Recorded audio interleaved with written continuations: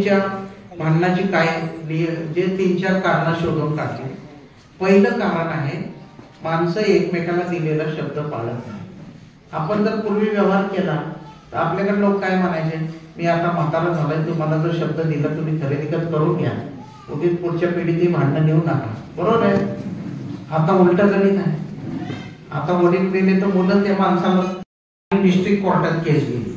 5 वर्षानंतर या बाईने वय लिहिले 33 वर्ष. मग 9 वर्षाने हायकोर्टात केस गेली, तिथे पण वय लिहिले 33 वर्ष. ही बाई गेले 9 वर्षे एकच वय लिहिते, हे समोरच्या पार्टीच्या वकिलाला कळायला 11 वर्ष लागली. किती ग्रेट लोक आहे. त्यांनी कोर्टात विचारलं, बाई काय भानगड आहे, गेले 9 वर्ष तुम्ही 33 वय लिहिता, तुमचं वय वाढायला तयार नाही, काय भानगड आहे. ती बाई अडाणी होती पण अजिबात घाबरली नाही. ती म्हणली, तुझ्यासारखं आज एक सांगायचं उद्या एक सांगायचं ह्याच्यातली मी नाही, माझं सगळं फिक्स असतं. एवढं करून असं म्हणली की दररोज बदलायला मी काय वकील आहे, कोण शिकवतंय. अडाणी. दुसरी एक बाई होती 57 वर्षाची बाई. ते म्हणलं, बाई नाव सांगा. नाव सांग. वय सांगा. वय सांगितलंच नाही. ती म्हणली, मी 17 पावसाळे बघितले आहे. बरं, नवीन जे कॉन्व्हेंट मध्ये शिकलेले वकील आहे त्यांना हे काय कळतच नाही, 17 पावसाळे मध्ये आले कुठून. तो कोर्टामध्ये विचारलं त्या बाईला की बाई तुम्ही 50च्या पुढच्या लिहिता, हे 17 पावसाळे मध्ये कुठून आणले तुम्ही. ते म्हणजे मधली वर्ष दुष्काळाची होती, ती मी पकडलेली आहे. आता काय पकडायचं काय नाही गणित आहे. बरोबर आहे ना. हे गणित कळेपर्यंत माणसं म्हातारी व्हायला लागले. असं कार्यक्रम आहे. दुसरं कारण आहे कायदा कळत नाही, नियम कळत नाही. बरोबर आहे. दोन्ही कळालं तर कोर्टाचं नाव कळत नाही. 33 नंबर कोर्ट कोणतं, 32 नंबर कोर्ट. हायकोर्टात तर त्या जिन्यावर सगळे वकील सारखे दिसते. वकिलाने सांगितलं तुम्हाला 12 नंबर कोर्टात या, तर 12 नंबर कोर्ट सापडेपर्यंत पुढची तारीख पडते. बरोबर आहे ना. भयानक अवघड काय. आणि मी तर कित्येक वकील असे बघितले, शेतकरी पुढे बसलाय, पाठीमाग म्हणजे शेतकरी मागे बसवायचो मी. केस सुनावणीला वकिलांनी एकट्याने आत यायचं नाही, तर शेतकऱ्यांनी यायला पाहिजे. शेतकरी बिचारा त्याला म्हणते माझ्याकडे हा कागद आहे, वकील म्हणते तू नव्हते कागद त्याचा काय उपयोग नाही. बरोबर आहे. वकील कोणाचा, त्या शेतकऱ्याचा. पण कोणता पुरावा द्यायचा कुठला नाही हे कोण ठरवतंय, वकील ठरवतोय. भानगडीच्या जमिनी विकणारा एक नवा क्लास उदयाला येत आहे. आमच्या शिक्रापूर मध्ये मला एकाने व्हिजिटिंग कार्ड दिलं बरं का. त्याच्यावर काय लिहिलंय, मला वाटलं प्रमोशन निर्यात हे नवे व्यवसाय असतील. त्याचा व्यवसाय काय आहे, सातबाराचा धंदा. म्हणजे काय, जमिनीचा पत्ता नाही, दुसऱ्याची जमीन घेणे, तिसऱ्याला विकणे, त्याच्यामधलं मध्ये दलाली करणे, हा व्यवसाय असणे म्हणजे सातबाराचा धंदा. बरोबर आहे. नसलेले जमिनी लोक विकायला लागले. माझ्या कॉलेजची फाईल मला आतापर्यंत 9 लोकांनी दाखवली, किमान 9 लोकांनी. आणि मला काय सांगितलं, पहिल्यांदा मला होते साहेब जरा जमिनीची अडचण होती तुम्हाला विचारायला. म्हटलं काय, आपल्याकडे 150 एकर जमीन विकायला आली. म्हटलं आपल्याकडे म्हणजे कुणाकडे, ते नाही माझ्याकडे आहे. म्हणजे तुझं नाव असलेलं सातबारा नाही, ते आपल्याकडे म्हणजे कसं आहे, आपल्याला ही जमीन विकायचा अधिकार द्यायला. मी त्याला म्हणलं आणि या कॉलेजमध्ये मी शिकलेलो आहे, त्या कॉलेजची जमीन 300 एकर जमीन पुणे शहरात ऍग्रिकल्चर कॉलेज पुण्याची आहे. ती जमीन विकणारा त्याला 9 लोक मला वेगवेगळी भेटली. बघा तुम्ही काय चालू आहे. बरोबर आहे ना. म्हणजे कायदा माहित नाही, नियम माहित नाही, देवाची जमीन विकणारी माणसं आहे, डबल खरेदी करणारी माणसं आहे, चलाकी करणारी माणसं आहे, मेल्यानंतर अंका घेणारी माणसं आहे. आणि भारतात सगळं काही चांगलं चाललंय हे तर आपला गैरसमज. बरोबर आहे ना. तिसरं कारण आहे एकमेकांच्या बद्दल असलेली द्वेष, मत्सर. बरोबर आहे ना. एकमेकाची जिरवायची हौस. बरोबर ना. 35% भांडणे ह्याच्यात सामाजिक कारण, राजकीय कारण, धार्मिक कारण. मला आता महसूल अधिकाऱ्याकडून हे माहिती आहे, ग्रामपंचायत इलेक्शन जवळ आलं की रस्ता अडवायचे केस वाढतात. हे जर नाही कळलं, हे जर नाही शिकवलं आम्ही रेव्हेन्यूच्या ऑफिसरला, तर पुढच्या पिढ्यांमध्ये त्याला केस कशाने सुरू झाली, कुठे एक झाली, काही कळणारच नाही. बरोबर आहे ना? आज बीड सारख्या जिल्ह्यात जे वास्तव पेपरमध्ये आपण ते हेच आहे सगळं. बरोबर आहे ना? कुणाची तरी जमीन कुठला तरी माणूस घेतोय, कुणाला जाऊन देतोय, कुणाला ब्लॅकमेल करतोय, काही कळायला तयार नाही. म्हणजे प्रशासनामध्ये लोक बीडला प्रॅक्टिकली बिहार म्हणतात. त्याचं कारण हेच आहे की काय सुरू आहे, वरच्यावर माणसं जगायला शिकली, कष्ट करून जगण्याचं आपलं जे आईवडिलांनी दिलेली शिकवण होती ती पार पडत चालली. बरोबर आहे? बारामतीत मी असताना एकदा माझी शिरकेत झाली. 300 लोक आले माझ्याकडे एक दिवस. मला म्हणते, साहेब आमच्या गावात एक 82 वर्षाची म्हातारी कोमामध्ये गेली आहे, हॉस्पिटलमध्ये आहे, उद्यापर्यंत जाण्याची शक्यता आहे आणि आमच्या गावाची स्मशानभूमी संपली. अरे म्हटलं, स्मशानभूमी अशी काय संपती काय एका रात्रीत? थोडं ऍडजस्ट करून घ्या म्हटलं एका बॉडी पुरतं.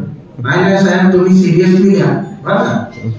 तुम्ही ती जर बाई गेली, उद्या 5 वाजता आम्ही प्रांत ऑफिस मध्ये समोर तिची बॉडी आणून ठेवणार आणि आम्ही मांडी घालून बसून टाकू. म्हटलं अजून उद्यापर्यंत वेळ आहे ना? काय हरकत नाही मला, मी उद्या दुपारी गावात येतो. मला म्हणजे अजिबात गरज नाही. आम्ही गावचा ठराव सगळे 7 वाटा जमिनीचे सगळे मोठाने नाकाशा सगळं आणले.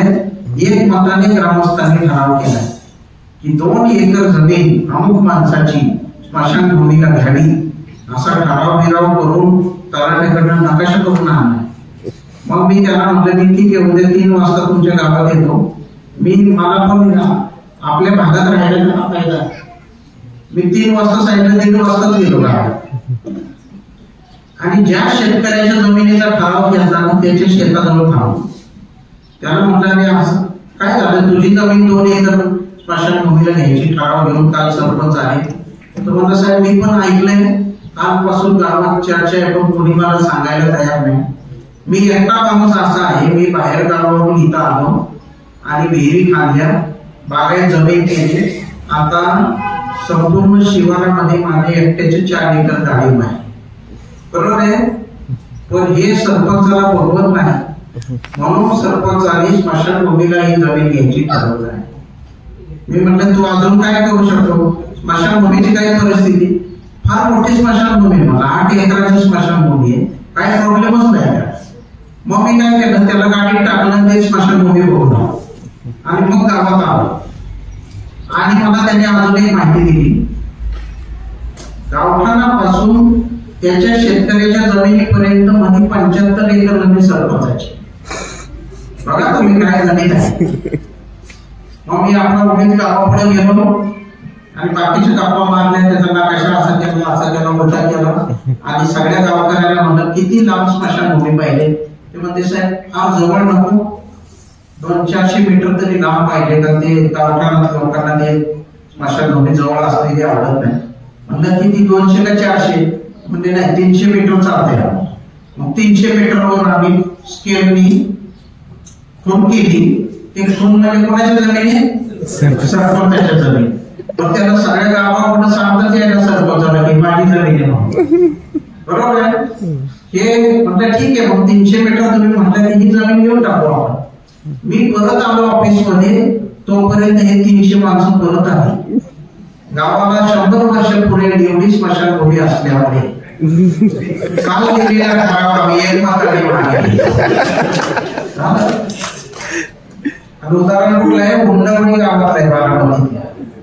म्हणजे तुम्हाला मी सांगतो की जर या नवी जी कॉन्व्हेंटची मुलं आलेली आपण इंग्लिश मीडियम मध्ये टाकलीत खरे, मी तर आता माझ्या डोक्यात आहे की मरायच्या आधी एक असं पुस्तक लिहायचं कारण त्याला घोटा काढणार नाही, त्याला बरोबर आहे ना, त्याला पार्लर काढणार नाही, काही काढणारच नाही. त्याला विमानतळावरच त्याला पुस्तक वाचता आलं पाहिजे. काड्या घालणे म्हणजे काय, त्याला इंग्रजीमध्ये अर्थ काय, बरोबर आहे का नाही? कळत तर तुमच्या पोरांना, मला तर शंका आहे. म्हणून माझी सगळ्या लोकांना विनंती आहे, तुम्ही प्रत्येकाने लायब्ररीत जावा, शाळेमध्ये जावा. शाळेतली 4 पुस्तकं कमी शिकवली तर चालते, पण इथला प्रत्येक माणूस म्हणजे 10 पुस्तकापेक्षा मोठा आहे.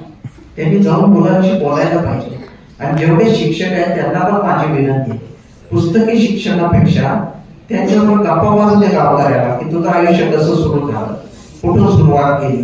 हे शिक्षण जे आहे आता शिक्षणाची नवीन पद्धत येत आहे. अनुभवाच्या वर आधारलेलं शिक्षण ह्याच्यापेक्षा दुसरं काही शिल्लक राहणार नाही. कारण आता वर्गात येणाऱ्या प्रत्येक मुलाकडं मोबाईल मध्ये एवढं ज्ञान आहे की ते शिक्षकापेक्षा जास्त आहे. किंबहुना आता नवा सरकारमधला जो विचार आहे तो हाच आहे.